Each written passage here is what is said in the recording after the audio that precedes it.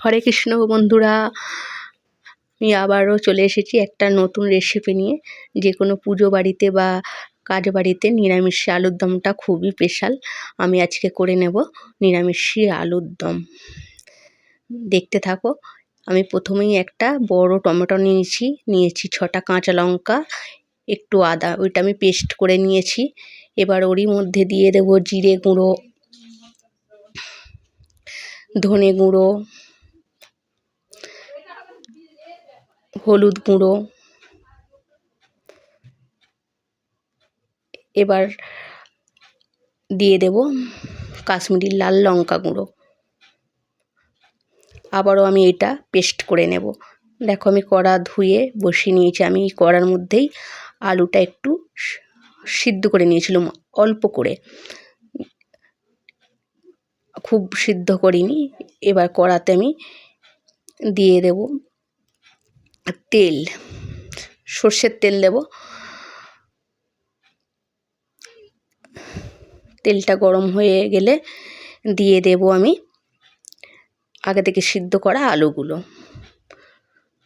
খুব ভালোভাবে লাল করে ভাজা হয়ে গেলে এবার আমি তুলে নেব। দেখো, আলুগুলো আমার লাল লাল করে ভাজা হয়ে গেছে। এবার আমি তুলে নেব।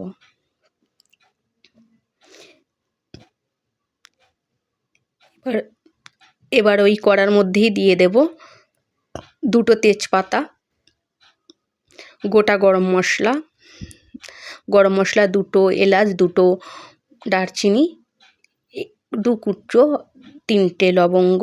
এবার ওর মধ্যে দিয়ে দেবো একটু চিনিটা আমি ক্যারামেল করে নেব। দিয়ে দেবো একটু অল্প পরিমাণে হিং। এবার আগে থেকে যে পেস্টটা আমি তৈরি করে রেখেছিলাম দিয়ে দেব। পেস্টটা দিয়ে ভালো করে কষাতে থাকবো। একটু মিক্সিং জারটা ধুয়ে আমি একটু জল দিয়ে নিলাম, যাতে মশলাটা না পুড়ে যায়। খুব ভালোভাবে কষাতে থাকবো। কষানো হয়ে গেলে যখন এটা তেল ছাড়তে আরম্ভ করবে, দেখো আমার খুব সুন্দরভাবে এটা তেল ছাড়ছে। এবার আমি দিয়ে দেবো কসুরি মেথিটা দিয়ে আমি আবার একটু নেড়ে নেব।